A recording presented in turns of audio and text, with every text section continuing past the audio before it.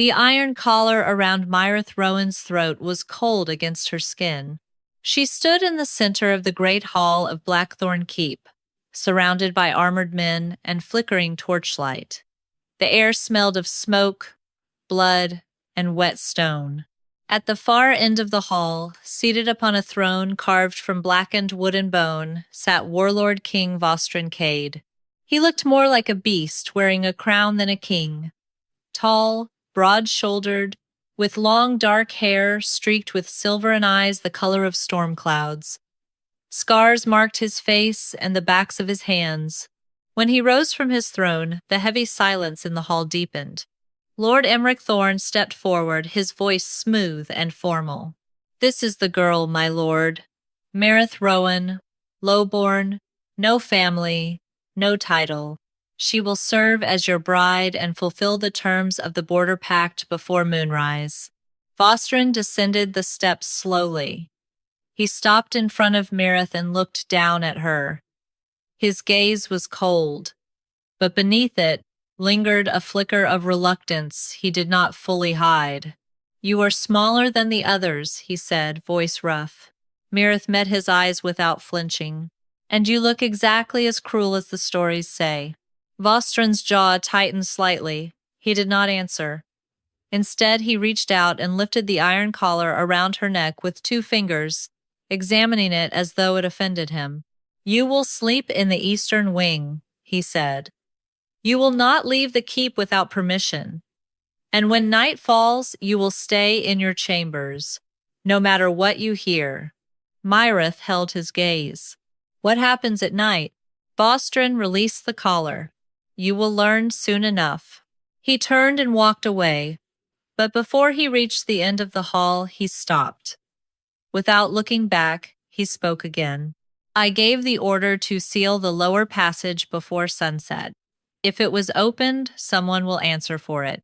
Emeric's polite smile faltered for half a second before returning. Mireth was led away by 2 guards. As she passed Emeric, he leaned in slightly. "The pact only requires a bride to cross the eastern threshold before moonrise," he said quietly. "What happens after that is no longer the court's concern." Mireth did not reply. That night, she was locked inside a stone chamber in the eastern wing. Thick iron bars covered the windows. A single candle burned on the table. She sat on the edge of the bed, still wearing the pale dress they had forced her to wear. She did not sleep. Hours passed in silence. Then she heard it. A low, guttural roar echoed from somewhere deep within the keep. It was followed by the sound of heavy claws scraping against stone and ragged, powerful breathing. The air in the room grew colder. Mireth stood up. Something was coming. The roar grew louder, closer. Then it stopped. A long, terrible silence followed. Mireth backed away until her spine touched the cold wall. A shadow passed beneath the door. The door handle rattled once, then stilled. Mireth held her breath. The thing on the other side did not leave. It stayed there, all night. She could hear it breathing slow, heavy, and pained. Sometimes it would shift, and the stone floor would groan beneath its weight. Other times it would let out a low, rumbling growl that vibrated through the walls. But it never tried to break the door. When the first pale light of dawn crept through the barred window, the presence outside still had not left. Mireth remained standing, her back against the wall, eyes fixed on the door. Only when the sound of approaching footsteps echoed down the corridor did the thing outside finally move. The door was unlocked from the outside. 2 guards stepped in. They did not look surprised to see Mireth alive. They looked terrified by what waited behind her. The Thorn-Beast Wolf crouched at the threshold. It was enormous. Its black fur was tangled with thorns. Massive horns swept back from its skull, and bone-like growths covered its body like twisted armor. Its eyes burned a deep crimson. The beast had not attacked. It had not even tried to enter. Instead, it had lowered itself onto its forelegs. It was kneeling before her, The guards froze in the doorway. Mireth did not retreat. She lifted her hand slowly, as if answering something she did not yet understand. The beast remained where it was, its massive head bowed low to the stone. Beneath the iron collar around her throat, a thin crescent mark began to burn with a faint, steady warmth, as if it had been waiting beneath her skin all along. Mireth stepped forward. The Thorn-Beast Wolf did not move. It stayed kneeling, crimson eyes watching only her. From the end of the corridor, Valstran appeared. He had clearly come running. His dark hair was disheveled, and there was blood on his sleeve. When he saw the scene before him, his monstrous form kneeling before the lowborn bride he had bought, he went completely still. The beast did not look at him. It only looked at Mireth. Valstran's voice was low when he finally spoke, rough with disbelief. It has never knelt before anyone. Mireth turned her head slightly, but did not take her eyes off the beast. The curse had not broken, but for the first time it had bowed. Valstran did not speak again until they were far from the corridor. He led Mireth through a narrow passage behind the eastern wing, one hand resting near the hilt of his sword. 2 guards followed at a distance, but he dismissed them with a single gesture once they reached a small stone chamber lit only by a dying fire. The door closed behind them with a heavy thud. Valstran turned to face her. The storm in his eyes had not settled. "Explain," he said. Mireth stood near the center of the room, her pale dress still marked with dust. She did not sit. She did not lower her gaze. "I cannot explain what I do not understand," she answered. Valstran took one step closer. Every woman sent to the eastern wing vanished before dawn. Emmerich always claimed the beast had taken them. Until this morning, I had no reason to question what he showed me. Mireth remained silent for a moment. Then she said, "Perhaps they were not meant to be here." Valstran's eyes narrowed. "You speak as though you know the difference." "I know I was dragged from my village in the middle of the night," Mireth replied. "I know I was told I would either break the curse or be surrendered to it. I was not given a choice. So if the beast chose to spare me, then perhaps the choice was never mine to begin with." Valstran turned away and walked toward the narrow window. He stared out at the mist-covered mountains. "The written pact requires a bride to cross the eastern threshold before moonrise," he said after a long silence. "It never names the beast. It never says she must be surrendered. Emmerich is the one who taught this keep to believe both." He glanced back at her. "Emmerich has profited from every year the northern border remained afraid. Whether he opened the passage to preserve the pact or to prevent the beast from revealing something, I do not yet know." Valstran was quiet for several seconds. Then he spoke again, his voice lower. "Emmerich opened the passage. But this is my keep. I let his version of the pact become law. That failure is mine." Mireth watched him carefully. Valstran looked at her directly. "I have heard screams behind sealed passages and found empty rooms by morning. Each time, Emmerich brought me the same explanation and no body to examine. Until last night, I accepted it." He stepped closer. "Now the beast has done something it has never done before, and I want to know why." Mireth held his gaze. "What do you want from me?" Valstran studied her face. "I want to know why my curse bowed to you," he said. "And I want to know if you are a threat to this keep, or the only chance I have left to end it." Mireth's voice was steady. "I am not here to threaten you. I am here because I was sent.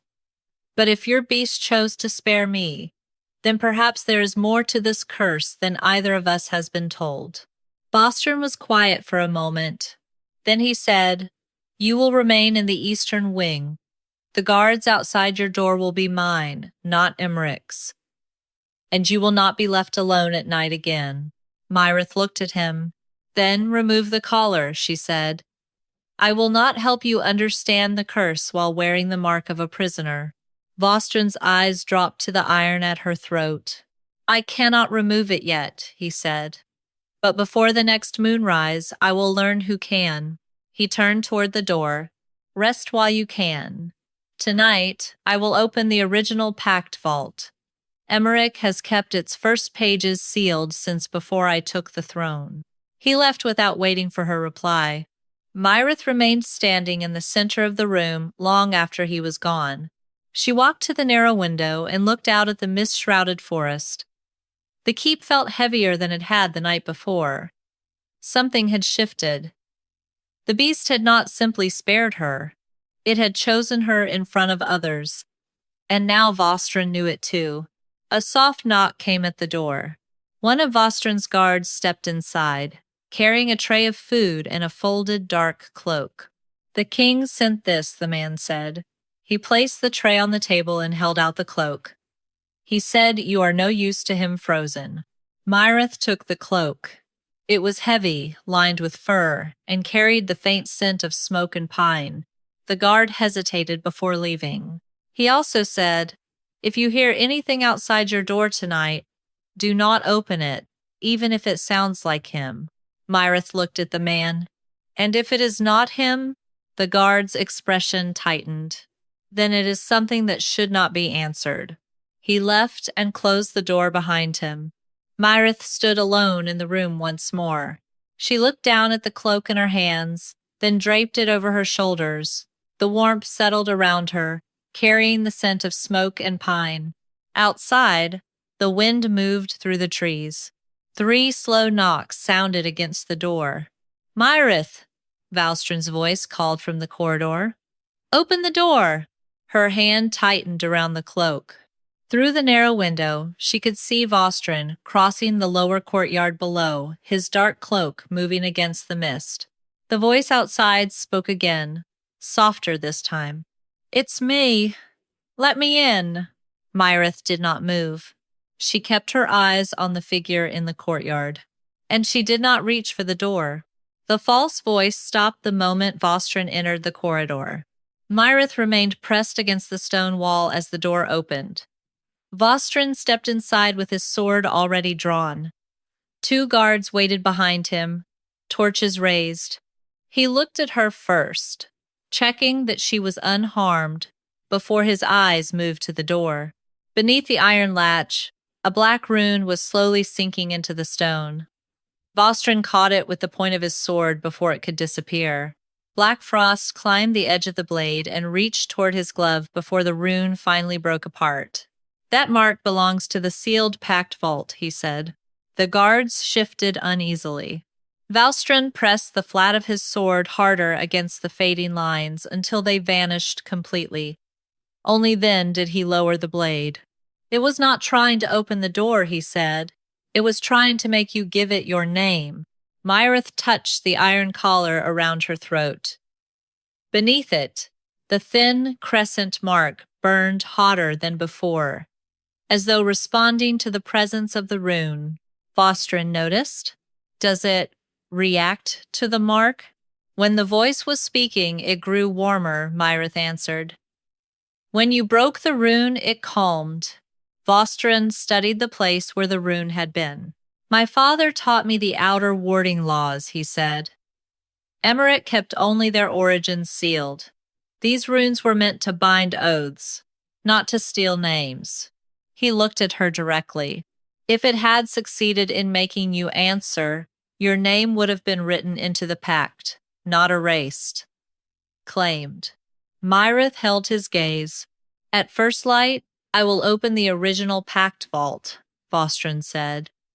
Emmerich has kept its first pages sealed since before I took the throne. If the runes are connected to what happened tonight, the answers should be there. Mireth met his eyes without hesitation. I am going with you. Vostron studied her for several seconds. It will not be safe. Neither is waiting here while something that wears your voice tries to reach me, Mireth replied. If this mark on my throat is tied to the pact, then I should be there when it is opened. Vostron was quiet for a moment. Then he stepped closer and placed a small iron key in her palm. Lock the door from the inside after I go. My guards will remain outside. The outer ward will seal, but you will still be able to open it from within. Mireth closed her fingers around the key. You trust me with this? No, Vostron said. I am giving you the means not to need my permission. He looked at the door once more. Do not repeat anything it says to you. The binding runes grow stronger when their words are returned. If it speaks again, do not answer, do not look through the keyhole, and do not speak its name, whatever name it tries to claim. Mireth nodded. Vostron turned to leave. Before he stepped out, he paused. I will return before first light. Be ready. He left, and the door closed behind him. Mireth turned the key in the lock from the inside. A low metallic click sounded as the outer ward sealed, but the door itself remained under her control. She stood in the center of the room, listening. No more knocking came. No voice called her name again, but the crescent mark beneath her collar continued to give off a faint, steady warmth.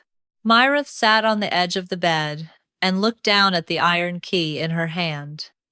She turned it slowly between her fingers. Far below, in the deepest part of the keep, something shifted. A thin line of black light opened between the stones of the floor in her chamber. It traced the exact shape of the crescent mark beneath her collar before sinking back into the stone. Far below that, the first lock inside the sealed packed vault turned by itself. It was waiting for first light. The sky was still dark when Vostron returned. Mireth was already waiting by the door, the iron key in her hand. She had not slept. The crescent mark beneath her collar had remained warm throughout the night, pulsing faintly every time she touched it. Vostron looked at her once, then at the key. You kept it with you. I did not want to risk losing it, Mireth answered. He gave a short nod and stepped aside. Come. We go now, before the keep fully wakes. They moved through the quiet corridors with two of Vostron's personal guards.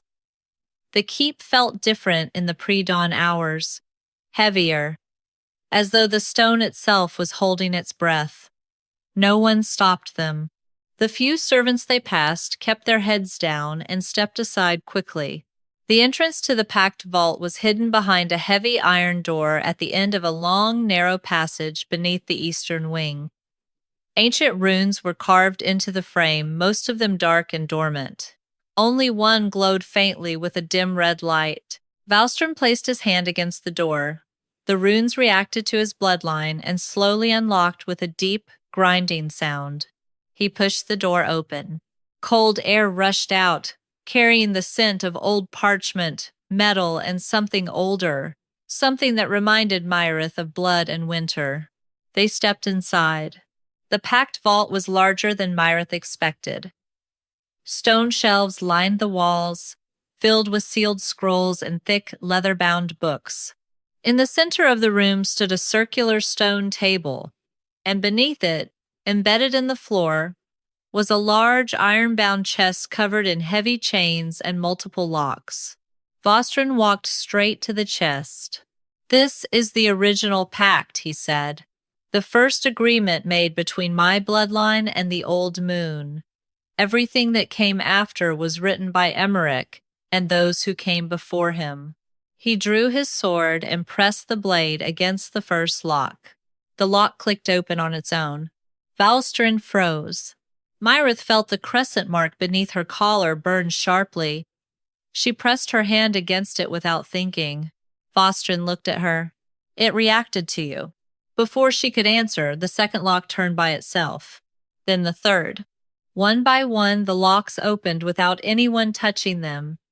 The heavy chain slid away from the chest and fell to the stone floor with a loud clatter. Vostron stepped back, sword raised. Stay behind me.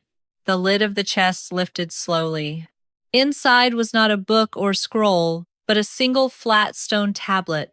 Carved into its surface were lines of ancient text, and, at the very center, a large crescent symbol identical to the mark on Mireth's skin. Valstrin stared at the tablet. "This was never meant to be opened by anyone but the Warlord King," he said quietly. "And even then, only when the bloodline was in danger of ending." Mireth moved closer, despite his warning. The moment she stood beside the chest, the crescent mark on her skin flared with golden light. The same light appeared on the tablet, tracing the carved symbol until both marks glowed in unison. Valstrin watched in silence. Then he spoke. "The pact does not demand a bride's death," he said. "It demands a bride who carries Thorn Moon blood, someone who can command the beast instead of being consumed by it." He looked at Mireth. "Emmerich has spent years making sure no one with that bloodline reached this keep alive. Until you." Mireth stared at the glowing tablet. "Why me?" Valstrin shook his head. "I do not know, but the vault recognized you, and the beast already did." He reached toward the tablet, but the moment his fingers came close, the golden light flared and pushed his hand back. "It will not allow me to touch it," he said. "Only you." Mireth hesitated, then slowly placed her hand on the surface of the tablet. The light did not push her away. Instead, images flashed through her mind, not clear memories, but fragments. A woman with the same crescent mark standing before a different warlord king, the beast kneeling. A promise exchanged beneath a red moon. And then, betrayal. A man in dark robes sealing the true pact away and writing a new one in its place. Mireth pulled her hand back, breathing hard. Valstrin caught her arm to steady her. "What did you see?" "Someone rewrote the pact," she said. "A long time ago. They changed the terms so that every bride would die. They made the beast into a weapon instead of a guardian." Valstrin's expression turned cold. "Emmerich's family." Before Mireth could answer, a low growl echoed from somewhere above them. It was not the sound of the Thorn-Beast Wolf. This was something else. Something smaller, but faster. Valstrin raised his sword. "Someone is coming." Heavy footsteps sounded on the stairs, leading down to the vault. More than one person. Valstrin moved in front of Mireth, shielding her with his body. "Stay close to the tablet," he said. "If they try to take it, it may protect you." The door at the top of the stairs burst open. Several armed men rushed down, led by one of Emmerich's captains. Their faces were grim. "By order of Lord Emmerich Thorn," the captain called out, "the packed vault is to remain sealed. Step away from the chest, Your Majesty." Valstrin did not move. "Emmerich has no authority here." The captain drew his sword. "He has the authority of the pact that has protected these borders for generations. And he has the authority to remove any threat to it, including a lowborn girl who should never have been allowed to reach this keep." Valstrin's voice was ice. "Try to take her, and you will learn what happens when a warlord king decides the old pact no longer serves him." The captain hesitated for only a second. Then he raised his hand. "Take them both." The men charged. Valstrin met the first attacker with a brutal swing of his sword. Mireth stayed near the tablet, her hand hovering above its surface. The golden light pulsed once, as if waiting for her command. Outside the vault, far above in the keep, the Thorn-Beast Wolf lifted its head. A deep warning growl rumbled from its chest. It began to move.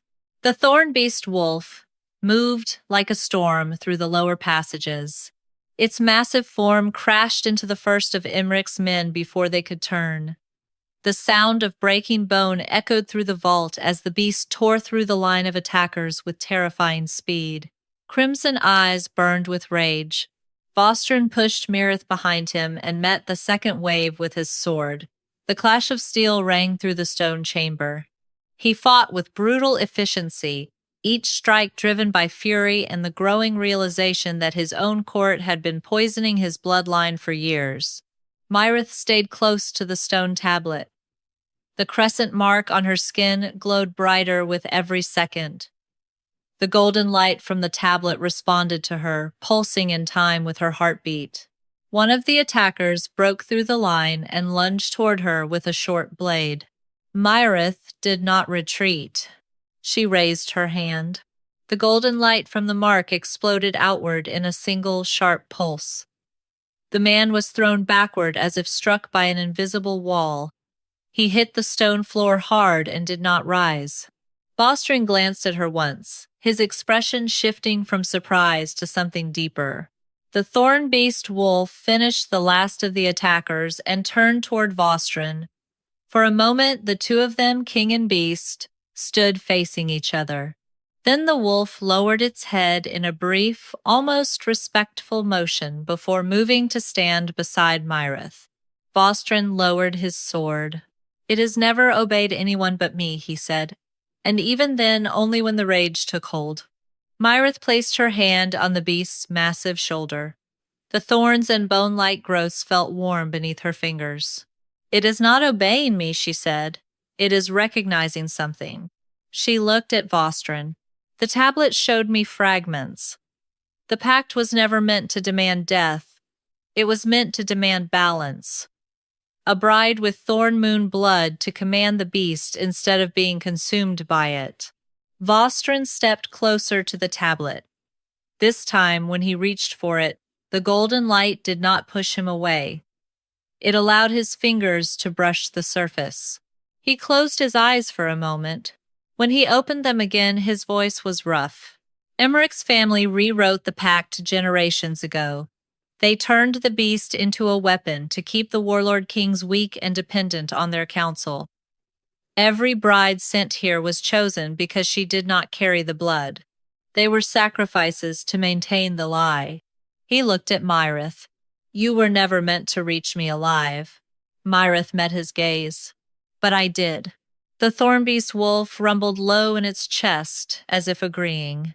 Bostron turned back to the tablet. He carefully lifted it from the chest. The golden light followed his movement, wrapping around both him and Mireth like a living bond. "We take this with us," he said. "Emmerich will know we have it. He will try to stop us before we can bring it before the court." Mireth nodded. "Then we do not give him time." They moved quickly out of the vault, the tablet wrapped in Bostron's cloak. The Thorn-Beast Wolf followed close behind them, its massive form filling the narrow passage. As they reached the upper levels, the sound of running footsteps echoed from multiple directions. Emmerich had already sent more men. Bostron pulled Mireth into a side passage and pressed her against the wall, shielding her with his body. The beast stood in front of them, growling low. "We cannot fight the entire keep," Bostron said quietly. "Not yet." Mireth looked up at him. "Then we do not fight them all at once." She reached out and placed her hand on the beast's side. The golden light from her mark flowed into the creature. The Thorn-Beast Wolf's eyes flared brighter. It turned and charged down the main corridor, drawing the attention of Emmerich's men away from them. Bostron looked at Mireth with a mixture of surprise and something that looked dangerously close to pride. "You are learning to command it." "I am learning to listen to it," Mireth corrected. They moved quickly through the side passages, heading toward the great hall. The tablet in Bostron's arms felt heavier with every step, as though the weight of generations was pressing down on them. When they reached a hidden balcony overlooking the great hall, they stopped. Below them, Emmerich Thorn stood at the center of the hall, surrounded by armed men. Lady Nyxera Finn stood beside him, her expression cold. Emmerich's voice carried upward. "The king has been compromised by the Lowborn girl. She carries forbidden blood. If we do not stop her now, the curse will consume us all." Bostron's hand tightened around the tablet. "They are preparing the court for war," he said quietly. Mireth looked down at the gathered men. "Then we give them something they cannot ignore." She stepped forward to the edge of the balcony. The crescent mark on her skin flared with golden light. Below them, the Thorn-Beast Wolf appeared at the far end of the hall.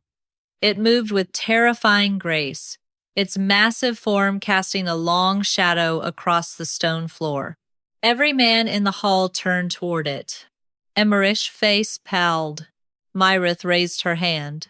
The beast stopped in the center of the hall and lowered its head.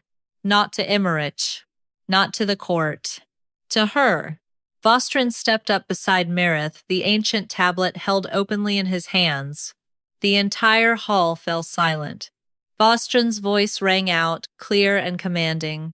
The true pact has been found. The curse was never meant to demand death. It was meant to demand balance. And this woman, Mireth Rowan, carries the blood that can restore it.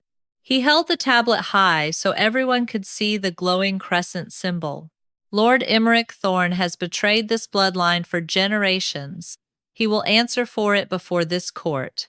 Today. Emmerich took one step back. His hand moved toward the dagger at his side. The Thorn-Beast Wolf lifted its head and growled. And somewhere deep beneath the keep, the sealed pact vault opened its final lock. The real war had just begun. The great hall had never been this silent. Vostrin and Mireth stood on the raised dais, the ancient tablet held between them. The Thorn-Beast Wolf crouched at Mireth's side, its massive form a living shadow that made even the most hardened guards step back. Emmerich Thorn stood in the center of the hall, surrounded by his loyal men. Lady Nyxera Finn stood beside him, her face pale but her eyes sharp with calculation. The entire court watched in stunned silence. Vostrin's voice carried through the hall, steady and commanding. The true pact has been found. The curse was never meant to demand death.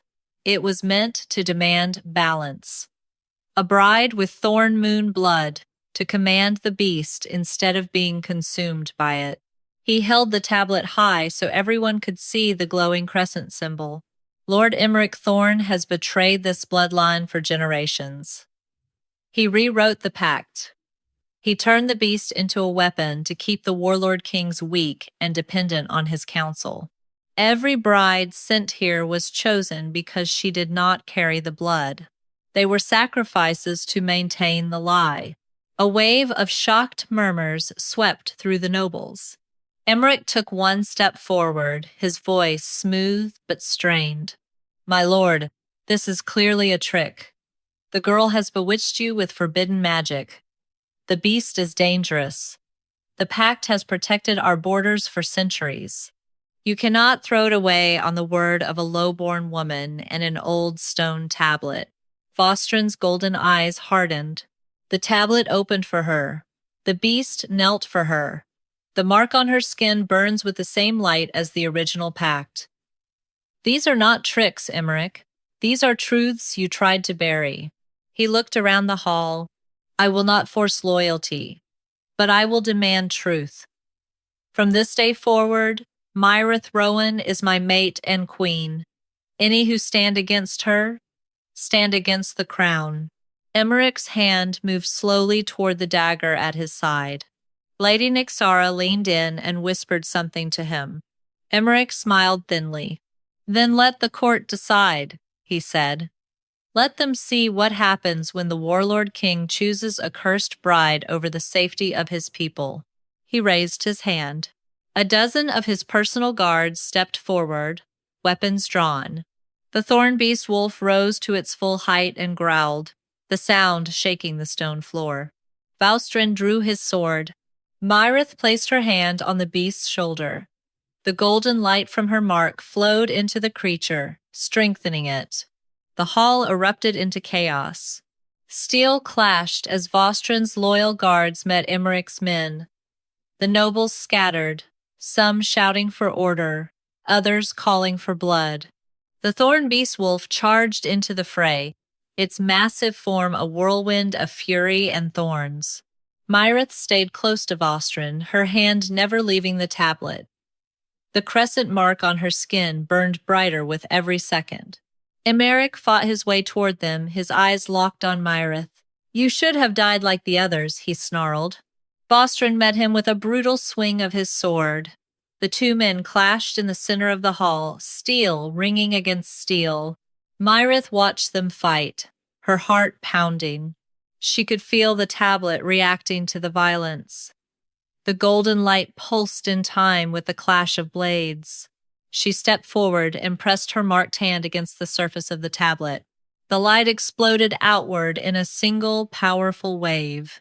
Every man in the hall felt it. The golden light washed over the fighters, pushing back Emmerich's men and forcing them to their knees. The Thorn-Beast Wolf stopped its attack and turned toward Mireth, its crimson eyes calm. Emmerich staggered back, his sword dropping from his hand. Vostron stood over him, breathing hard. "It is over," Vostron said. Emmerich looked up at him, hatred burning in his eyes. "You have no idea what you have done," he whispered. "The borders will fall. The curse will consume everything." Vostron lowered his sword. "The curse is broken," he said, "and so is your hold on this keep." He turned to the court. "Lord Emmerich Thorn is stripped of all titles and lands. He will be imprisoned until a full trial can be held. The same fate awaits any who followed him in this betrayal." The hall was silent for a long moment. Then, one by one, the nobles knelt. First Vostron's loyal guards, then the elders, then the rest of the court. Mireth stood beside Vostron, the tablet still glowing in her hands. Vostron took her hand and raised it high. "This is my mate," he declared. "The woman the beast chose. The woman the pact recognized. The woman who will stand beside me as queen." The cheers that followed were loud and genuine. Later that night, Vostron and Mireth stood alone on the highest balcony overlooking the keep. The Thorn-Beast Wolf lay at their feet, calm and watchful. Vostron wrapped his arms around Mireth from behind, his chin resting on her shoulder. "I have spent years believing the curse was unbreakable," he said quietly. "That the only way to protect my people was to let it take what it wanted." Mireth leaned back into him. "And now?" Vostron's voice softened. "Now I see that the curse was never the beast. It was the lie we built around it." He turned her gently to face him. "I do not know what the future holds," he said. "But I know I want you in it. Not as a sacrifice, not as a tool, as my queen, as my mate, as the woman who brought me back from the edge of losing everything." Mireth reached up and touched his face. "I never wanted to be queen," she whispered. "I only wanted to be seen, and you finally saw me." Vostron leaned down and kissed her, slow and deep under the light of the red moon. The Thorn-Beast Wolf rumbled softly in approval. But far beyond the borders of the keep, in the territory of a rival warlord, a messenger arrived with a sealed letter from Emmerich's loyalists. The message was short. "The pact has been broken. The beast has chosen a new master. The warlord king must fall." The rival warlord read the letter once, then smiled. The real war had only just begun. The rival warlord's forces crossed the northern border at dawn. They did not come with banners or declarations of war. They came silently under the cover of the morning mist, their black armor blending with the shadowed trees. At their head rode Lord Corin Vale, a man who had waited years for the Ashbane bloodline to weaken. The message from Emmerich's loyalists had reached him 2 nights earlier. "The pact has been broken. The beast has chosen a new master. The warlord king must fall." Corin Vale had smiled when he read it. Now he led 300 of his best warriors toward Blackthorn Keep, moving fast and quiet. They did not intend to siege the walls. They intended to strike at the heart before the king could rally his forces. Inside the keep, the first warning came from the Thorn-Beast Wolf. It lifted its massive head from where it lay at Mireth's feet and let out a long, low growl that echoed through the stone halls. Vostron, who had been standing on the highest balcony with Mireth, felt the sound vibrate through his chest. He turned to her. "Something is wrong." Mireth placed her hand on the beast's shoulder. The crescent mark on her skin glowed faintly. "It is not the curse," she said. "It is men." Vostron's expression hardened. He gave the order immediately. The keep came alive with the sound of running feet and shouted commands. Guards took their positions on the walls. Archers moved to the towers. The war horns sounded across the valley. Mireth stood beside Vostron on the balcony, watching the mist roll over the trees. "They are coming for me," she said quietly. Vostron looked at her. "They are coming for us." He took her hand. "The beast chose you. The pact recognized you. If they want to take this keep, they will have to go through both of us." Mireth squeezed his hand. "Then let them come." The first wave of attackers broke from the trees just as the sun rose fully. They moved fast, trying to reach the outer walls before the defenses could fully organize. Arrows flew from the keep's towers. The sound of steel clashing against steel echoed across the valley as the first climbers reached the walls. Vostron fought on the front line, his sword a blur of motion. The Thorn-Beast Wolf charged beside him, tearing through the enemy ranks with terrifying power. Mireth remained on the high balcony, her hand pressed against the crescent mark on her skin. She could feel the beast's rage and loyalty through the bond. Every time it struck down an attacker, she felt the impact like a distant echo in her chest. She closed her eyes and reached deeper. The golden light from her mark spread outward, flowing through the bond into the Thorn-Beast Wolf. The creature's movements became faster, more precise. Its thorns glowed with faint golden light as it tore through the enemy lines. Vostron glanced up at the balcony and saw her standing there, glowing with power. For a moment, the sight of her small, lowborn, and wielding ancient blood made something fierce and protective surge inside him. He fought harder. Lord Coranvale watched the battle from the edge of the forest. His face was grim. "The beast is stronger than the reports said," he muttered. One of his captains leaned in. "The girl is controlling it. We should target her." Coran nodded. "Send the shadow archers. Aim for the balcony." Black arrows flew from the trees, aimed directly at Mireth. Vostron saw them coming. He roared a command, and the Thorn-Beast Wolf turned, charging back toward the keep with terrifying speed. It reached the base of the balcony just as the first arrows struck the stone around Mireth. The beast rose on its hind legs and slammed its massive body against the wall, creating a living shield. Mireth stepped back from the edge, her heart pounding. Vostron fought his way back through the enemy lines, blood on his sword and his face. When he reached the balcony stairs, he took them two at a time. He pulled Mireth into his arms the moment he reached her. "Are you hurt?" She shook her head against his chest. "The beast protected me." Vostron looked down at the Thorn-Beast Wolf, which had returned to its place at Mireth's side. "It is no longer just my beast," he said quietly. "It is ours." Mireth looked up at him. "Then we fight together." Vostron nodded. He turned to the battlefield below. The enemy was starting to falter.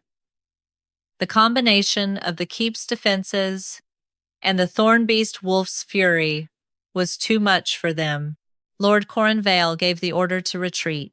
As the enemy forces melted back into the trees, Vostron stood on the balcony with Mireth at his side and the Thorn-Beast Wolf at their feet. The battle was won, but both of them knew it was only the beginning.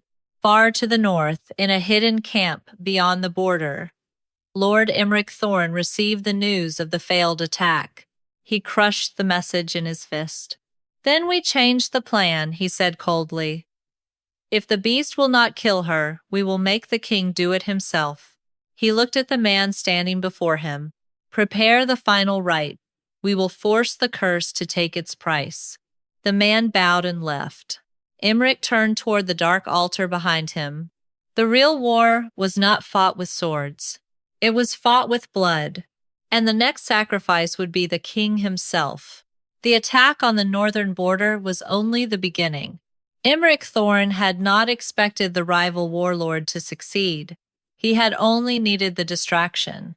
While the keep celebrated its victory, Emmerich moved through the hidden passages beneath Blackthorn Keep, his robes whispering against the stone. In his hand he carried a small vial of black liquid, the last remnant of the original curse. He had spent years preparing for this moment. In a sealed chamber deep underground, he stopped before an ancient altar carved with the old symbols of the pact. The air here was thick with shadow root and dried blood. Emmerich placed the vial on the altar and began to chant. The words were old, older than the keep itself. They twisted the air around him, pulling at the threads of the broken pact. Above, in the royal chambers, Vaustrin suddenly stiffened. A sharp pain tore through his chest. His wolf roared inside him, not in anger, but in agony. He staggered, one hand pressing against the wall. Mireth was at his side instantly. "What is it?" Vaustrin's voice was strained. "The curse. It is being forced back into me." He looked at her, his storm-colored eyes filled with pain. "Emmerich, he is trying to complete the rite. If he succeeds, the beast will turn on me, and then on you." Mireth helped him sit on the edge of the bed. The crescent mark on her skin burned hot. "We have to stop him," she said. Vaustrin shook his head. "The rite chamber is sealed with the oldest binding. Only someone with Thorn Moon blood can open it now." Mireth looked at him. "Then I will open it." Vaustrin caught her wrist. "It is dangerous. If the rite is already underway, the curse may try to claim you as well." Mireth placed her hand over his. "I was sent here to break the curse," she said, "not to hide from it." Vaustrin looked at her for a long moment. Then he stood, despite the pain. "We go together." They moved quickly through the keep, the Thorn-Beast Wolf following close behind. The beast's presence cleared the corridors. Servants and guards stepped aside, eyes wide with awe and fear. They reached the hidden entrance to the lower passages. The stone door was sealed with heavy runes. Mireth placed her hand on the door. The crescent mark on her skin flared with golden light. The runes reacted, glowing brightly before slowly fading. The door ground open. Vaustrin led the way down the dark stairs, sword drawn. Mireth followed, the Thorn-Beast Wolf at her side. The deeper they went, the colder the air became. The scent of shadow root grew stronger. They finally reached the sealed chamber. Emmerich stood before the ancient altar, the black vial empty in his hand. Dark energy swirled around him, twisting into the shape of thorns and claws. He turned when they entered. His smile was cold. "You are too late," he said. "The rite is almost complete. The curse will take its price from the king himself, and when he falls, the beast will turn on the girl. The pact will be restored." Vaustrin stepped forward, sword raised. "You have betrayed everything this bloodline stands for." Emmerich laughed. "I saved it. The warlord kings were growing weak. The borders needed fear. The beast needed blood. I gave it both." Mireth stepped past Vaustrin. She placed her hand on the crescent mark beneath her collar. The golden light exploded outward, clashing with the dark energy swirling around Emmerich. The two forces collided in the center of the chamber. Vaustrin moved forward to fight, but the pain in his chest made him stagger. The curse was pulling at him, trying to force the transformation. The Thorn-Beast Wolf charged Emmerich. Emmerich raised his hands. Dark thorns erupted from the floor, impaling the beast's shoulder. The wolf roared in pain but kept moving. Mireth pushed more power into the golden light. The dark energy around Emmerich began to crack. "You cannot stop it," Emmerich snarled. "The pact demands a price." Mireth's voice was steady. "Then let it take me." She stepped forward into the center of the colliding forces. The golden light from her mark met the dark energy head on. For a moment, everything went still. Then the light exploded. The dark energy shattered. Emmerich screamed as the backlash of his own right struck him. The thorns that had risen from the floor turned against him, wrapping around his body. Valstrin forced himself forward despite the pain and drove his sword into Emmerich's chest. The man fell to his knees, blood on his lips. "You have only delayed it," he whispered. "The curse will return." He collapsed. The dark energy faded completely. Valstrin dropped his sword and fell to one knee. The pain in his chest was still there, but it was no longer tearing him apart. Mireth rushed to his side.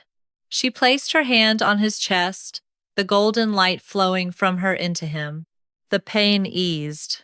Valstrin looked up at her, breathing hard.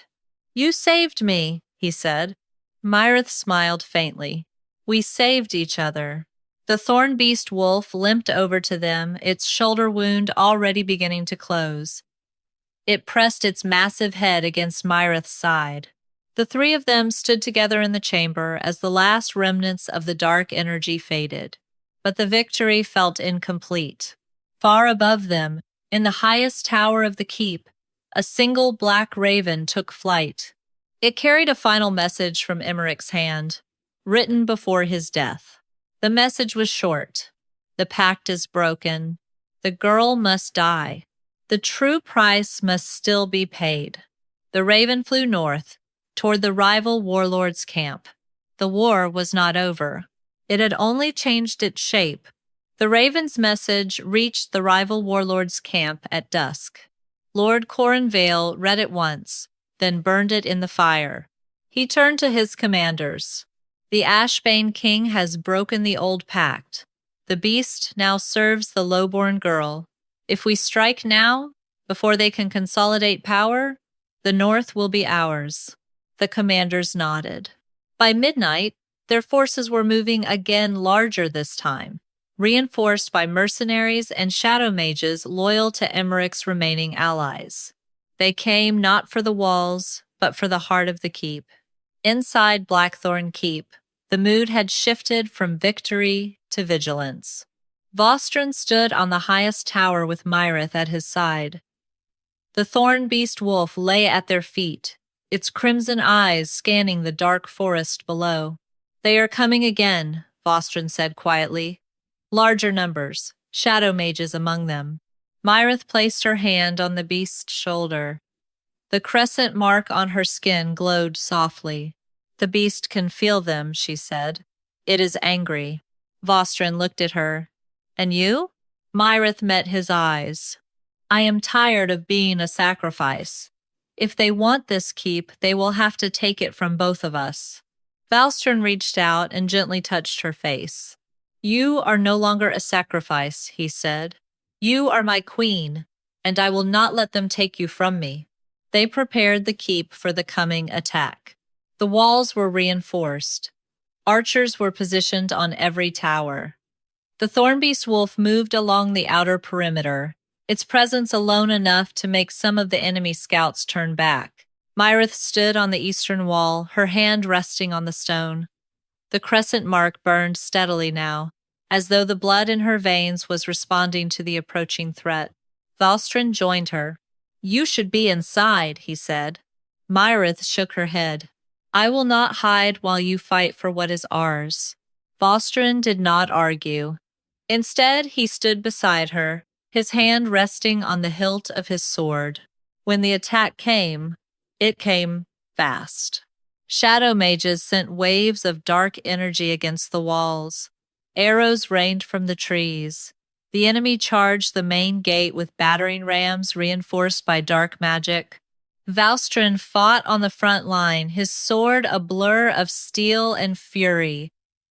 The Thorn-Beast Wolf tore through the enemy ranks, its thorns glowing with golden light wherever Mireth's power reached it.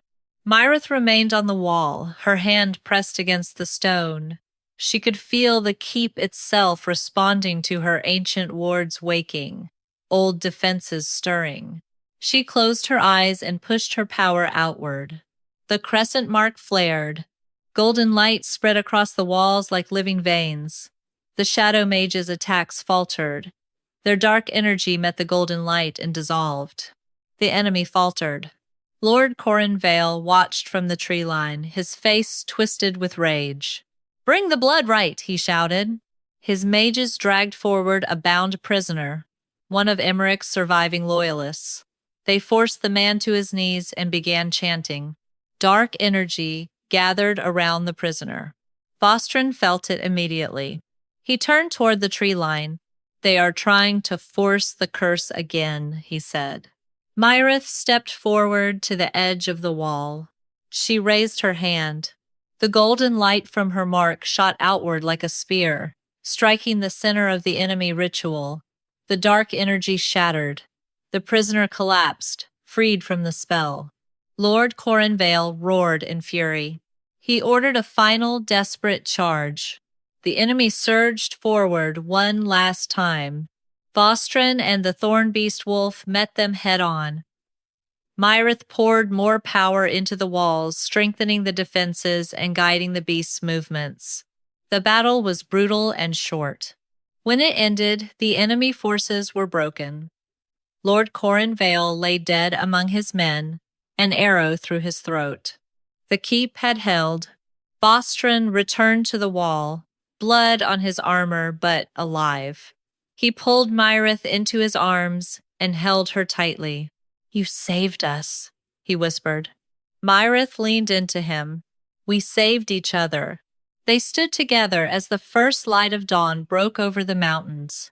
The Thorn-Beast Wolf stood beside them, calm and watchful. The north was quiet once more, but both of them knew the peace was fragile. Somewhere in the deeper shadows, the last remnants of Emmerich's network were still moving, and the old pact, now restored, would demand new terms in the days to come. Bostron looked at Mireth. "Whatever comes next," he said, "we face it together." Mireth nodded. Together. The red moon hung low in the sky, watching over the keep. The curse had been broken, but the true test of their bond had only just begun. The last remnants of the Shadow Network fell 3 weeks later. Bostron led the final raid himself, with Mireth riding beside him and the Thorn-Beast Wolf at their flank. The hidden camp in the northern hills was burned to the ground. The last loyalists to Emmerich were brought before the court in chains. There would be no more secret rites, no more brides sent to die, no more lies hidden behind old pacts. The north was finally quiet.